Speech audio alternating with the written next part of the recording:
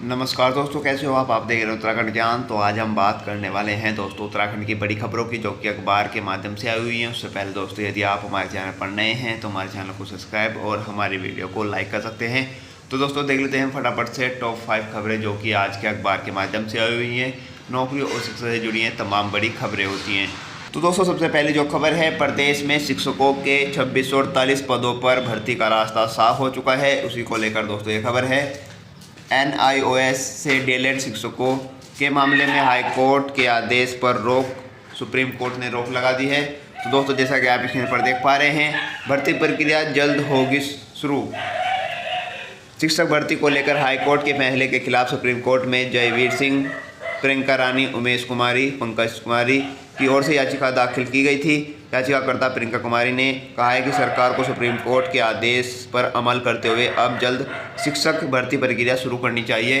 प्रदेश के सरकारी प्राथमिक कॉलेजों में सहायक अध्यापक के 2638 पदों पर भर्ती का रास्ता साफ हो गया है। सुप्रीम कोर्ट ने हाई कोर्ट के सितंबर 2022 के उस आदेश पर रोक लगा दी है जिसमें NIOS से डीएलएड के शिक्षकों भर्ती में शामिल करने का आदेश दिया था। याचिकाकर्ताओं के सुप्रीम कोर्ट में अधिवक्ता और राज्य के पूर्व महाधिवक्ता UK उनियान ने इसकी पुष्टि की है। प्रदेश के राजकीय प्राथमिक विद्यालयों में सहायक अध्यापक की भर्ती के लिए शिक्षा विभाग में वर्ष 2020 व 21 में 2648 पदों के लिए आवेदन मांगे थे। भर्ती के लिए डायट जिला शिक्षा प्रशिक्षण संस्थानों से डीएलएड और बीएड अभ्यर्थियों के साथ ही राष्ट्रीय मुक्त विद्यालय शिक्षा संस्थान यानी NIOS से D El Ed diploma in elementary education विद्यार्थी ने भी इसके लिए आवेदन किए थे, लेकिन सरकार की ओर से पहले ही शिक्षक भर्ती में शामिल करने या फिर भर्ती में शामिल नहीं करने का निर्णय लिया गया। इसके खिलाफ NIOS से डीएलएड अभ्यर्थी हाईकोर्ट चले गए। हाईकोर्ट ने शासन के उस आदेश को रद्द कर दिया था जिसने उन्हें शिक्षक भर्ती में शामिल न करने का आदेश दिया था। तो दोस्तों यहाँ जो है फिर से हाई कोर्ट का जो निर्णय है उस पर रोक लगा दी है, और दोस्तों जो सरकार का फैसला था उसी पर दोस्तों सुप्रीम कोर्ट ने भी यहाँ दोस्तों हामी भरी है। तो दोस्तों फिलहाल तो यह है कि इसका निर्णय साफ हो चुका है, और दोस्तों जल्द ही प्रदेश में 2648 पदों पर यहाँ दोस्तों सहायक अध्यापक के पद निकलने वाले हैं और उसकी आवेदन प्रक्रिया शुरू होने वाली है। तो दोस्तों देख लेते हैं नेक्स्ट न्यूज़ कौन सी है। तो दोस्तों जो नेक्स्ट न्यूज़ है, इंटर कॉलेजों के प्रवक्ताओं से रिकवरी पर लगी रोक। कोर्ट ने 6 सप्ताह में जवाब दाखिल करने के निर्देश दिए हैं। तो दोस्तों जैसा कि आपको पता है, हाई कोर्ट नैनीताल ने 2016 सरकारी सेवक वेतन नियमावली चयन मान के तहत इंटर कॉलेजों के प्रवक्ताओं से रिकवरी किए जाने के मामले में दायर याचिका पर सुनवाई के बाद सरकार से रिकवरी आदेश पर रोक लगा दी है। हाई कोर्ट ने 6 सप्ताह के भीतर जवाब दाखिल करने के निर्देश दिए हैं। सुनवाई न्यायमूर्ति मनोज कुमार तिवारी की एकल पीठ में हुई। प्रवक्ता द्वारिका प्रसाद, आशीष भटनागर और अन्य ने हाईकोर्ट में याचिका दायर की। कहा है कि वे 2006 से प्रवक्ता पद पर नियुक्ति हुए। सेवा के बाद सरकार ने सरकारी सेवक वेतन नियमावली 2016 के तहत 2019 में एक वेतन वृद्धि किए जाने का उल्लेख नहीं है। उन्हें शासनादेशों के आधार पर विभाग ने उनको दी गई चयनमान से वेतनमान वृद्धि को वसूलने के आदेश जारी कर दिए हैं।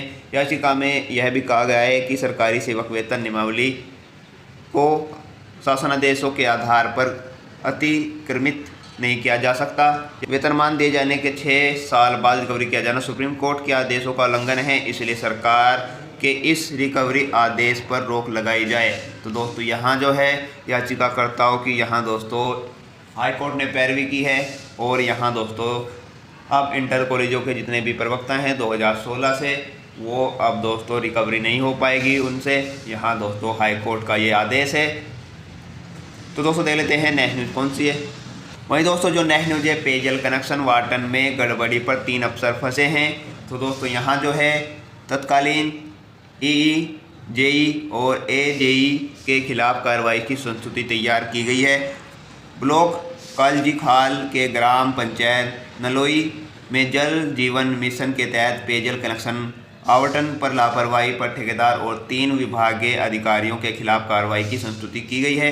जल निगम के अधीक्षण अभियंता की जांच में कनेक्शन आवंटन को लेकर वित्तीय और कार्यों के स्तर पर अनियमितता मिली है। बताया कि गांव में 170 कनेक्शनों में से सिर्फ 70 ही नए लगाए गए हैं। एसई ने जल निगम पौड़ी के 3 अधिकारियों और ठेकेदार के खिलाफ अनुशासनात्मक कार्रवाई की संस्तुति की है। ग्राम पंचायत नली बीते नवंबर माह में डीएम से पेयजल निगम के कार्यों की शिकायत की थी। सामाजिक कार्यकर्ता कोमल सिंह नेगी और ग्राम मतावर सिंह, किशन सिंह और पवन सिंह ने बताया कि जल निगम मिशन के तहत गांव में 15 mm के मीडियम पाइप से 140 कनेक्शन लगाने की बात लिखित रूप से कही गई, लेकिन धरातल पर कनेक्शन कहीं नहीं है, जबकि पंचायत में 75 परिवार पहले से ही निजी तौर पर कनेक्शन ले चुके हैं। तो दोस्तों यहाँ जो है बड़े अफसरों के खिलाफ कार्रवाई की जा रही है, क्योंकि यहाँ दोस्तों जो पेयजल कनेक्शन वाटन को लेकर दोस्तों यहाँ खुलेआम लूटपाट चल रही है, क्योंकि यहाँ दोस्तों जितनी सुविधा दी जानी थी पेयजल निगम के द्वारा वो वहाँ धरातल पर नहीं पहुँची। तो दोस्तों देख लेते हैं नेक्स्ट न्यूज़ कौन सी है। तो दोस्तों जो नेक्स्ट न्यूज़ है वो अग्निपथ योजना को लेकर है। दोस्तों आपको पता ही है कुछ अभ्यर्थी दोस्तों यहाँ जो योजना में शामिल होने के बाद दोस्तों जो क्वालिफाई नहीं कर पा रहे हैं, तो दोस्तों वो कहीं ना कहीं आरोप लगा रहे हैं अग्निपथ योजना में। तो उसी को लेकर दोस्तों कुछ अभ्यर्थियों या युवकों ने दोस्तों दिल्ली हाई कोर्ट में यहाँ याचिका लगाई थी। उसी के संबंध में दोस्तों दिल्ली हाई कोर्ट ने क्या जवाब दिया है उसी पर यह दोस्तों खबर है। तो थोड़ा सा मैं इसको आपको समझाने की कोशिश करूँगा कि किस तरह से यहाँ दोस्तों हाई कोर्ट ने साफ कर दिया है कि यदि आप दोस्तों आपको गलत लगता है या आप क्वालिफाई नहीं कर पा रहे हैं तो आप मत होइए शामिल अग्निपथ योजना में। तो ऐसा दोस्तों यहाँ दोस्तों दिल्ली हाई कोर्ट ने जवाब दिया है। तो दोस्तों देख लेते हैं किस तरह से ये न्यूज़ है।